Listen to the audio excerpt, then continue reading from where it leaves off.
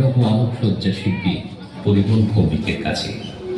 মণ্ডপ সজ্জার পাশাপাশি মুখ্য তরুণে বৈদ্যুতিক আলোর মায়াময় দৃশ্য নির্মাণে আমাদের কল্পনার যোগ্য সঙ্গতে আছেন স্থানীয় আলোকশিল্পী সুকুমার দেনা।